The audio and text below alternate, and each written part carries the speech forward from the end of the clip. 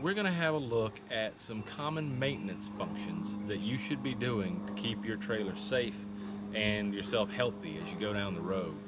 Before we get started though, go ahead and click subscribe, click like on the video, and hit that bell so you can know when we release more videos. Stay tuned all the way to the end though, because we're going to show you something that you're not going to find in any other how-to video on RVs. Let's get started. I'm grateful, man. Oh, how could I complain?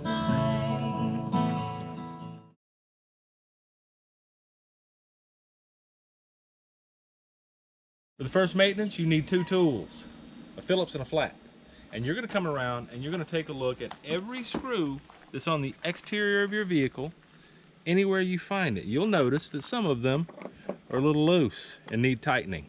That happens from vibration. These are screws which have vibrated loose,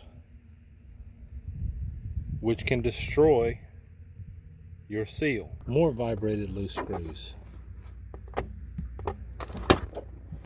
See that? The screws are loose on the inside of that. We'll pop this off and tighten them up. See, the screws stripped out. So, you might find that a screw is stripped. I'm going to show you a trick. Get a toothpick. Shove it in the hole. Don't shove it in the hole, but don't shove it all the way in the hole. Force your screw in with it and begin to tighten. But that gives you something to grip on to tighten, and once you got it tight, snap your toothpick off. I'm gonna do the same thing over here because this one's also starting to strip. I don't know how they strip because they don't have any weight on them. Get into the hole.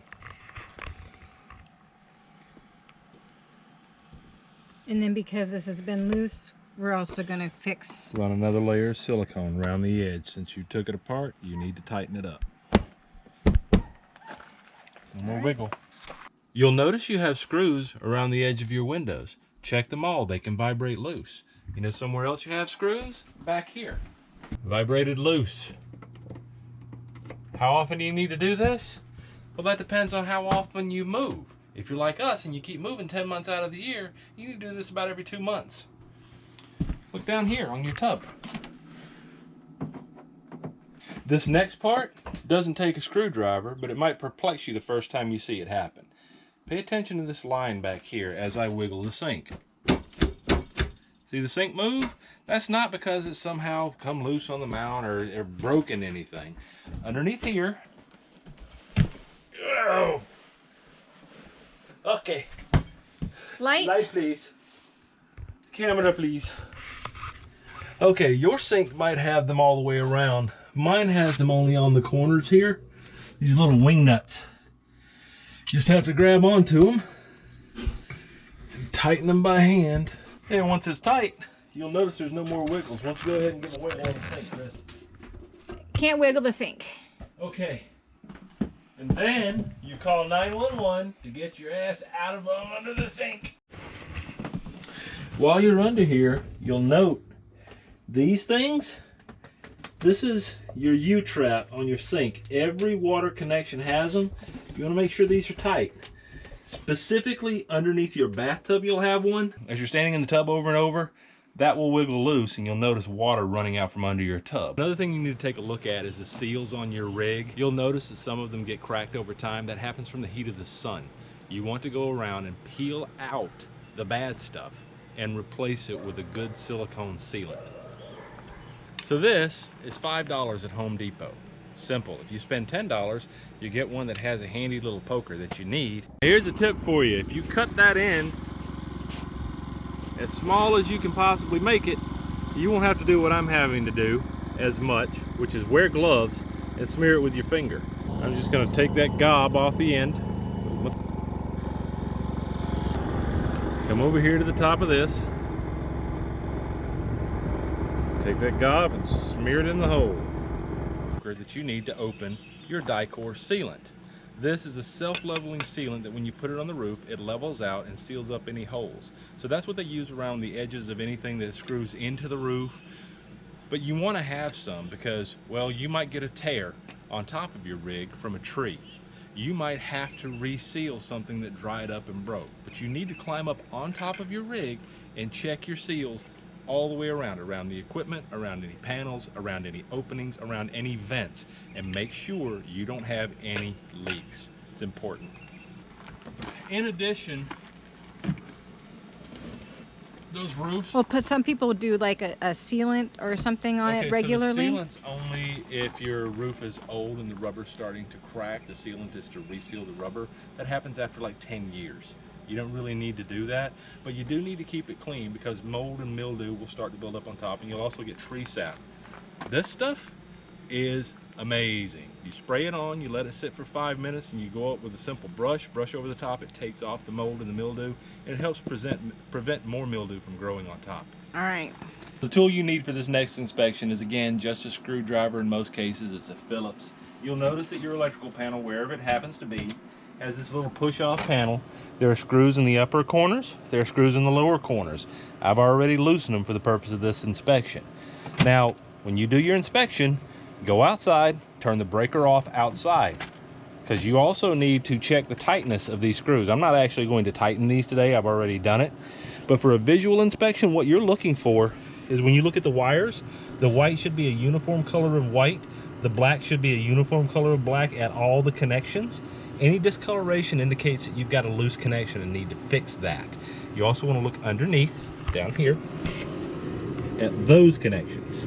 It's very important that you verify that. The periodicity for how soon you should be checking your electrical connection, again, depends on how often you're moving. Twice a year for somebody that's moving around all the time like us is probably good. You might only have to do it once every 1 or 2 years if you're someone that only goes out every couple of weekends. The next thing you want to check is down here. Now, an electrical connection, a lot of people don't usually think about. You notice there's this wire that runs in behind that box. There's actually 2 screws actually 3 screws, a ground, a hot, and a neutral, that screw onto your hot water heating element. And without that, your hot water heater won't work.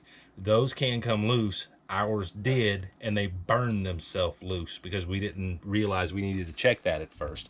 Don't have little fires going in your house. Check your electrical. For us, the last electrical piece we have to check on a regular basis is actually outside in this little cabinet. We just need to make sure our wires don't have any discoloration. We don't have any burning. This is the ignition. This goes down to the ignition for our hot water heater gas side.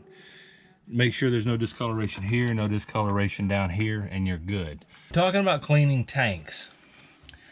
The hot water heating element comes out in here. There's a drain on the outside of this tank we'll show you in just a moment. And this is like a little anode that goes in there. You can pull that out and you can spray water in there to clean it out. Now, how do you know you need to do that? If you have hard water in your area and you notice that when you're on electrical, that your hot water heats very slowly, or maybe it doesn't go all the way up, first check and make sure all your knobs are off. But if all your knobs are off and it's not heating like it should, you might have a buildup of hard elements in the bottom of that tank. You can take all the plugs out, put a lot of towels down, and use a water hose to spray that calcium out of the bottom so that your stuff will work again. That drain valve I mentioned, it's right here, this little plastic piece. Now, I warn you, that can break pretty easy. If you do happen to break it, don't panic. You can buy one at Home Depot. The tank cleaning that we just went over on the hot water heater is not the only tank you need to clean. You got 3 others to worry about, sometimes 4. On ours we have 3, 1 fresh, 1 gray, and 1 black. Now the fresh water, to clean that out, what we did was we put 1 cup of water per tank. We've got a 45-gallon tank. The issue you're going to have in your gray tank is calcium buildup and food buildup and grease buildup. The issue in the black tank is a different matter. You might have a bacteria buildup. There's a product called Happy Camper that does a good job. The ultimate goal is you're putting in a lot of water, you let it soak with whatever cleaning materials there, you rinse it out, and then you rinse it out, and then you rinse it out again.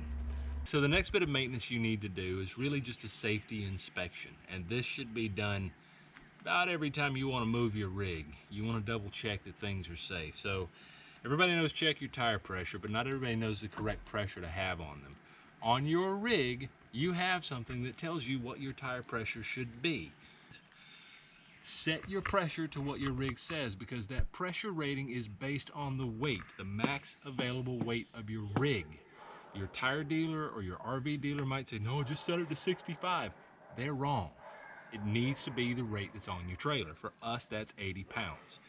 Also, you want to have something that's a straight edge, that's long enough to extend from the outside edge of this tire to the outside edge of this tire. I don't, so I use a little ghetto method. This is checking for bent axles. You want solid contact points here, here, here,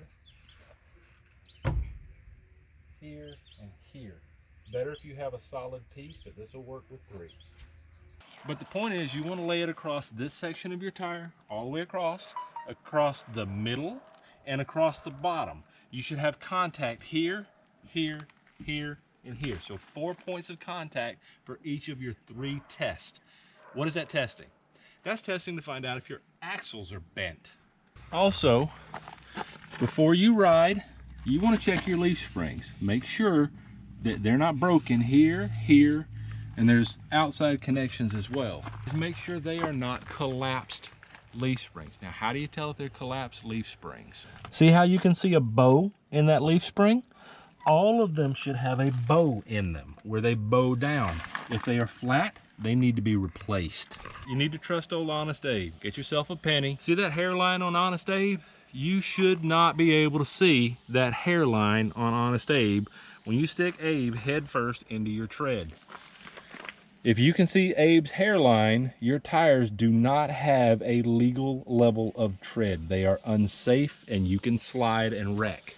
That's for your tire, that's for your trailer and for your vehicle.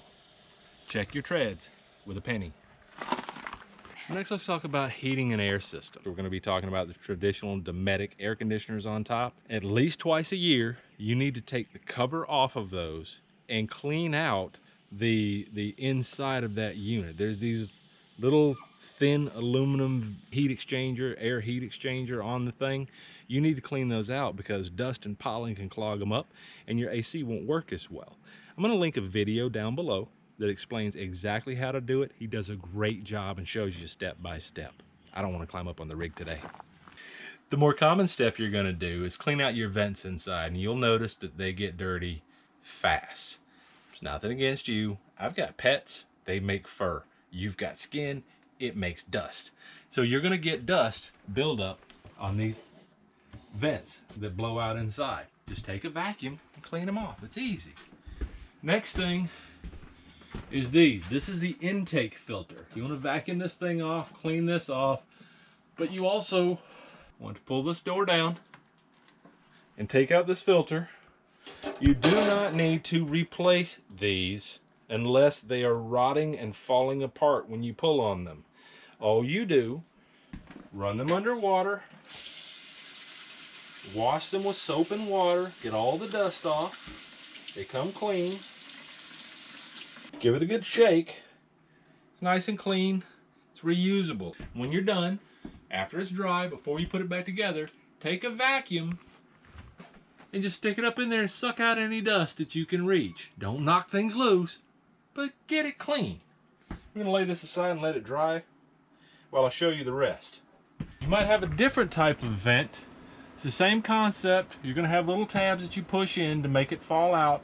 There's a filter inside. This one has a permanent type filter.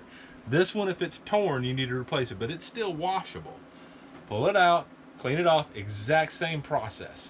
Now here's that tip I told you you're not going to hear anywhere else. I'm going to explain something to you about how a furnace works real quick, and then you'll see why it's needed. Now, when you turn on your furnace, you'll notice that a blower comes on.